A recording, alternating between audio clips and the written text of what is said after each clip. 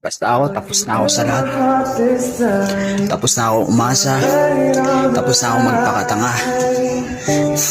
Pagod na akong gawin yung part ko, yung best ko. Pero sa huli, nasasayang lang. Pagod na ako magmakaawa. Pagod na ako na, alam mo yun, humabol para lang bigyan ako ng importansya. Pagod na ako dyan eh. So, manatili kung sinong gustong manatili. Umalis yung gustong umalis.